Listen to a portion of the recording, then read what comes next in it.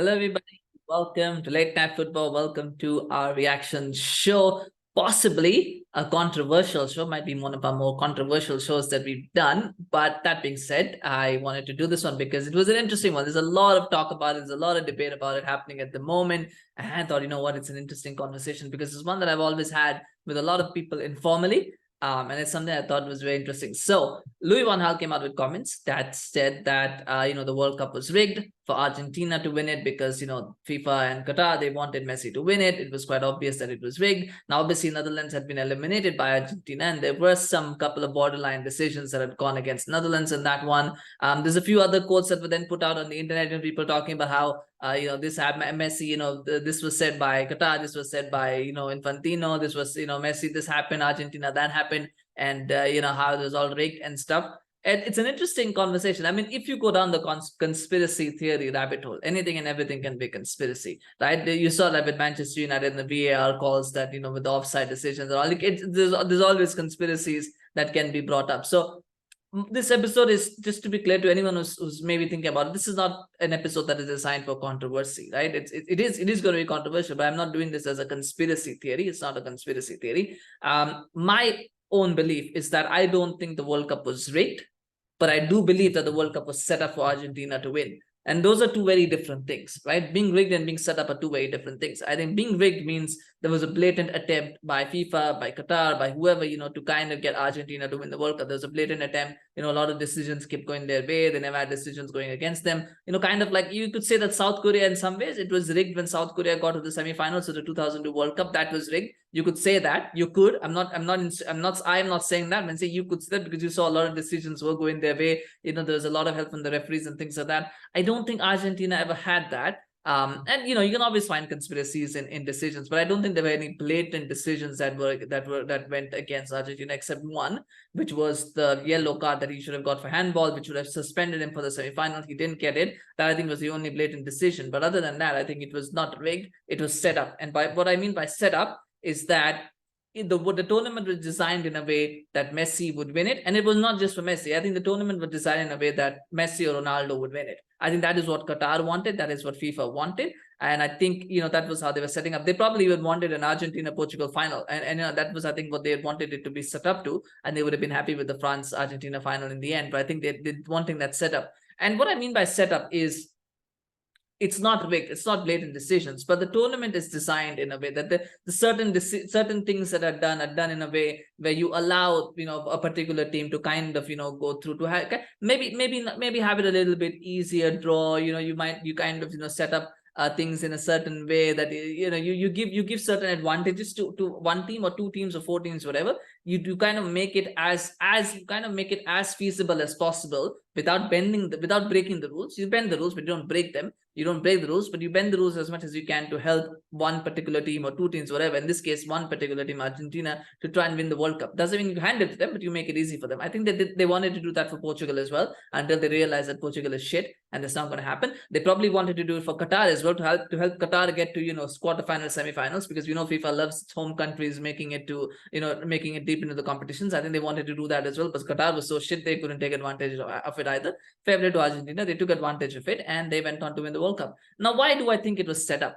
Right. And again, this is not a conspiracy against Argentina. This is not a conspiracy against Messi. I actually think it doesn't have anything to do with Messi fanboyism. Actually, I think it's a very, very logical, business-minded move when you think about it. Because whether you agree with it or not, Qatar was a PR World Cup. It was a PR World Cup. It was a way for Qatar to present a sanitized version of itself to the world. It was a way of showcasing that the Middle East can host major tournaments, can host major footballing events. It really was a way for people to kind of get to know the Arab world a little bit better. That really was the idea, right? It was a PR World Cup. And what basically happened is that Qatar had a lot of money to burn. But what happened is that what the news quickly became about human rights abuses, it became about women's rights, things like that. And rightly or wrongly, some will say those are those are not justified, those are wrong, those are not correct.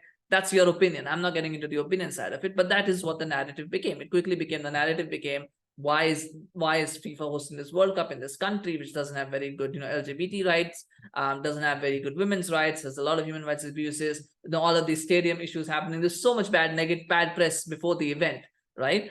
And you kind of wonder, is that, so how do you counter that, right? As an organization, as a business, how do you counter that? You counter that by putting feel-good stories out. You put feel-good stories out about things and about people and all that. And what is the ultimate feel-good story about a World Cup? It's the iconography of Messi holding up the World Cup. It's about the iconography of Ronaldo holding up the World Cup. Imagine having that image in your mind. That is, that is the lasting image of the tournament. And that is what the organizers wanted. They wanted to have a Messi or a Ronaldo holding that World Cup above their head, because that is really what they wanted. They wanted that to happen, because now when you go back, when you think about the 20, how many football fans are Messi fans? You say probably 50, 60, 70% of football fans are Messi fans, right?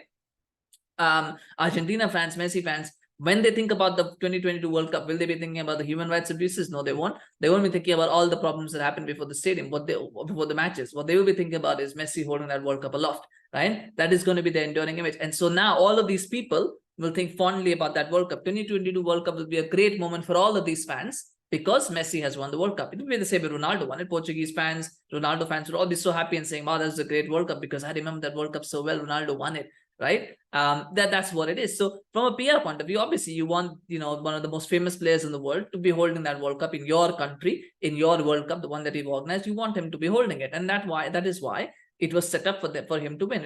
It was set up for him to go and win that, because that is what they wanted. And I'm saying, and it's not just the organizers, I'm sure FIFA were complicit in this as well. Again, FIFA, the iconography of Pele holding the World Cup is so brilliant, right? A Maradona holding the World Cup, what a brilliant image that is. Never had Messi, never had Ronaldo holding those Cristiano Ronaldo, yeah, the other Ronaldo holding the World Cup, but you never had a Lionel Messi holding that World Cup. You never had a Cristiano Ronaldo holding a World Cup.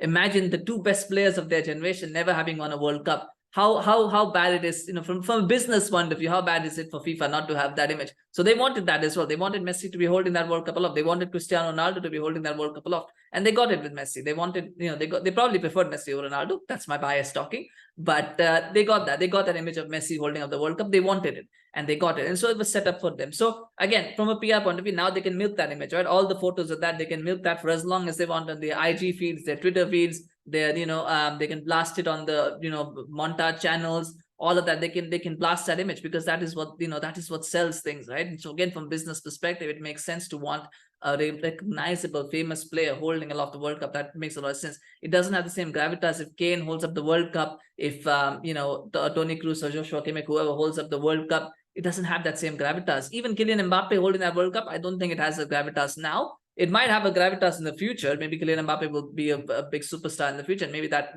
image will gain prominence later. But for now, it didn't have that same significance as Lionel Messi holding that World Cup a lot. And so, from all those perspectives, it made business sense to have the World Cup set up in a way that Argentina would win it or Portugal would win it.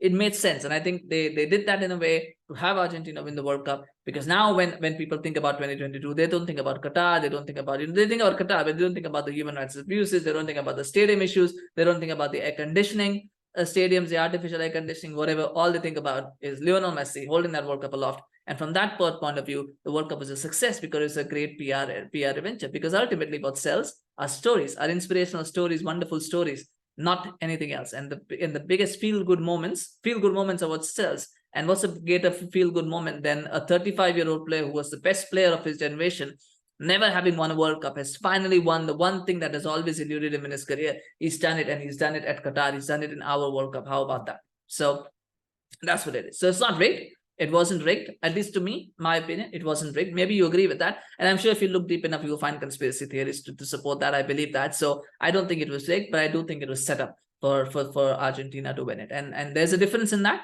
I don't think it's Messi's fault. I don't think it's Argentina's fault that it was set up for them. That's just the way business works sometimes. And sometimes you forget that football is also a business at the end of the day. A corrupt, shady business at times, but a business nonetheless. We forget that. And that's from a business point of view, that's what decision I was taken. Anyway, those are my thoughts. Share yours. Put your comments. Maybe you agree with me, maybe you don't agree with me. Let me know in the comments. I always love hearing your thoughts and your opinions. So please share that, of course. I know this is a very sensitive topic, but yeah, I always love to hear comments. Smash like on this video. As I said, do subscribe to our channel on YouTube. Follow us on Twitter, Facebook, Instagram. We're getting very close to 410 subscribers on YouTube. So please subscribe and help us cross that landmark. Always appreciate your support. Thank you so much for watching. We'll see you again soon. Bye-bye.